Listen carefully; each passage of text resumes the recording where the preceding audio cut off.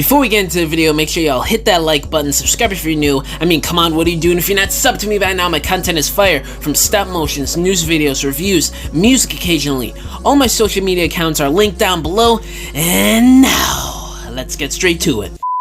Okay, so we have some pretty big and insane Rise of the Beast news to cover today, people. So, somebody on the TFW boards who went to go see Rise of the Beast earlier today in the Singapore premiere, he put up a full description of the plot for the movie. He reveals the ending here, and it is really crazy. I'm gonna read it to you guys, and then I'll give you my thoughts as always. So he says, Noah goes and applies for another security job. He sees on a TV that Elena gets recognition for the temple discovery in Peru. He gets an interview with a guy. Guy surprises Noah by knowing about his exploits and that he saved the world. He says that they know everything. Guy promises Noah that his brother's medical fees will be taken care of because Noah saved the world. Guy asks him and his big friends to join them as, and I quote, "we are in the middle of an ongoing war," the line from the TV spot, and hands him a business card. He tweaks a plaque on the wall and it opens to reveal a base/hanger thing. Noah flips over the card and it says G.I. Joe on the back. Oh man, people. And then he writes at the bottom, in the mid-credit scene, we see Noah putting the finishing touches on a junker car made up of different parts. Surprise, it transforms into a red/silver Mirage. Might have been just Rusty, seen only from the back. Noah managed to restore him from the exosuit. People, oh man, we are in for some crazy sequels in the future of the Transformers movie universe here. I mean, there were reports a couple of days ago that this would be the end of the movie. I heard about this, but I didn't think it was true, and I didn't want to cover it in a video just yet. But now we got confirmation from people that have gone to this screening in Singapore today, and yep, G.I. Joe and Transformers are going to be having a crossover at some point. It is absolutely crazy to have this on the big screen. We've had it in comic books in the past. I don't know if they've done it with any cartoons. I don't think so, but definitely in comic books. And now seeing that brought to the big screen, that's going to be insane. Now, naturally, there are a lot of concerns here. With the sequel, this is supposed to be a Unicron trilogy. They're supposedly going to be bringing back in Megatron in the Decepticons at some point too, because Stephen Campbell Jr. said he wanted to do something with Megatron and the Decepticons at some point in this new movie universe. And now we're bringing in G.I. Joe, potentially Cobra. Sector 7 still exists too, from what we've heard. So my thinking is G.I. Joe is going to exist as like the shield of the Transformers universe. Shield from the Marvel universe, what I'm trying to say here. And they're going to be recruiting Transformers, defending Transformers, and helping them and stuff like that, while Cobra and Sector 7 are possibly going to be working together or be working against each other, but having the same motive, as in destroying Transformers, not wanting them on Earth, testing them, dissecting them, stuff like that. So that's what I'm thinking they're going to be doing with the human side and military and government side for the humans going forward with the Transformers universe, and that's why they brought in the G.I. Joes. Or maybe they don't even use Cobra at all, and they just use Sector 7 in place of Cobra to make it more cohesive and fit better within the Transformers universe. Who knows? This could be a stylized version of G.I. Joe that we're going to get in this new Transformers universe, and it's not exactly going to have the same type of characters we know and love from the cartoons and comics, or it's not going to have Cobra, or it could be Sector 7, like I said earlier. So I don't know. There are a lot of possibilities they could go with this.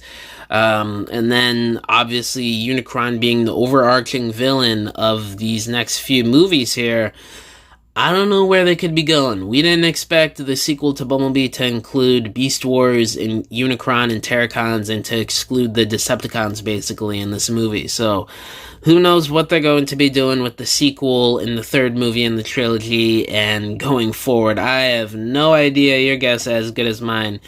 My mind has been racing the past couple days since this idea of the G.I. Joes joining in on this new Transformers reboot universe, which was confirmed, by the way, by Stephen Caple Jr. on an interview he did yesterday. And, despite Lorenzo's comments from the Singapore interview and event yesterday, Stephen Caple Jr., it seems like there's a bit of an at odds type situation where Lorenzo's thinking one thing and wanting to do one thing with the franchise, connecting it to Bayformers, while Stephen Caple Jr. has a different vision, more so of a reboot, obviously, because a lot of things here are contradicting the Bayverse. So, I don't know what's going on. I hope everything gets resolved behind the scenes, and I hope Lorenzo doesn't fire Steven in retaliation for him doing this behind his back and in public. Because we'd essentially be losing another Travis Knight, basically, because if y'all don't know by now, the reviews for Rise of the Beast and some of the fans that went to go see this movie today in Singapore are pretty much saying it's a pretty great movie. It's not another The Last Night or Revenge of the Fallen or Age of Extinction type situation here.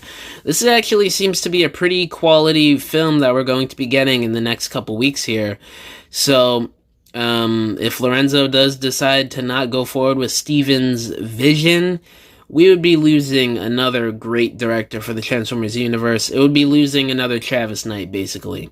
And I don't know. I hope, because if I remember correctly, Steven did sign on for multiple Transformers movies along with Anthony Ramos. And I can't remember if Dominique Fishback did too, but I definitely remember Anthony Ramos and maybe Stephen Caple Jr. did sign on for multiple Transformers movies. So, I don't know. I really hope Steven gets to stick around. He seems like he is a good actual Transformers fan, except for that one moment in the interview where he confuses Rat Trap and he calls him Rat-a-tat-tat and says he's snake-like and has a lisp. I don't know what that was all about. Maybe he got confused and he was tired, and who knows. This guy isn't a hardcore, crazy Transformers fan like we all are. He's probably read some comics and watched the shows a couple times, and that's that. This guy is extremely busy. We can't blame one mistake on Transformers lore for, he's not a fan, this movie's gonna be terrible, why would they choose him as the director? I've seen some people saying that. Calm down, people, And this mid-credits scene here, it's interesting. The red and silver new model for Mirage here is sort of a reference to the Diaclone mold from Takara with Mirage, where he was red. And this also could be referencing Mirage/Dino from Dark of the Moon, because his color scheme was obviously red.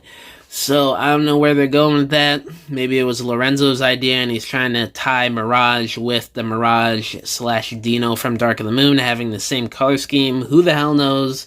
That does sound a bit weird and interesting. Maybe it's just a reference. Who knows what they were thinking with that color scheme? But it does sound pretty cool. And the last thing that I read here from this person's description of the movie that he saw today, he has some bullet points that I'm going to read. Stratosphere is old like Jetfire. He's Scottish as well. He only does transport, doesn't fight, and transforms on screen twice.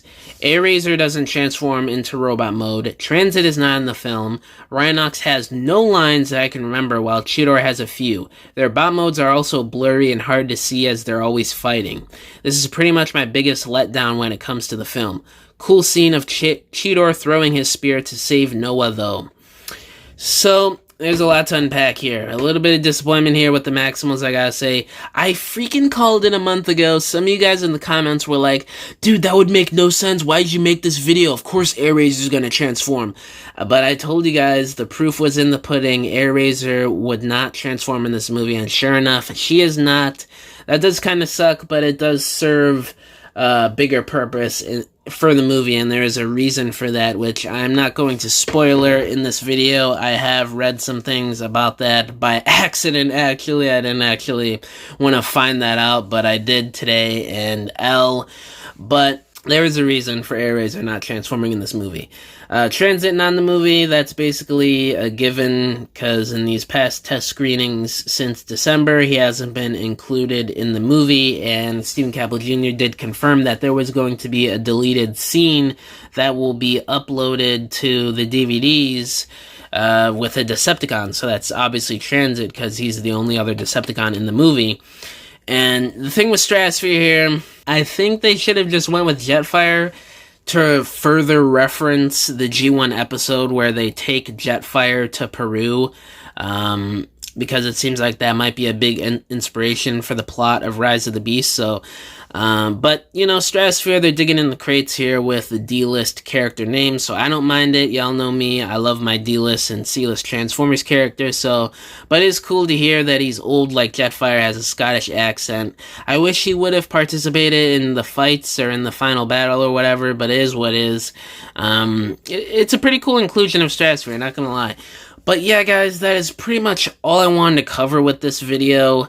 Pretty crazy stuff with G.I. Joe being included into this new Transformers universe. The mid-credit scene with Mirage getting a new red and silver color scheme is pretty crazy. It seems like we're in for a great movie, you know. The thing with the Maximals, Rhinox having no lines, even though it seems like David Soboleff said he does have lines. I don't know what's going on with that. Maybe he's not remembering that Rhinox did have lines and they were just forgettable or whatever. Who knows? But yeah, there's a lot of things here that I'm loving for this movie, and people are giving it great reviews, thinking it's a pretty awesome Transformers movie, so I'm pretty hyped for this, and I cannot wait to see it in 2 weeks. I already got my tickets locked in. Y'all know the vibes, so yeah, this movie sounded pretty great. A few things, you know, with the Maximals I don't really like, but other than that, I'm pretty excited for this, and I hope you guys are too. Thank y'all for watching this video, and I'll catch you in the next one. Bye!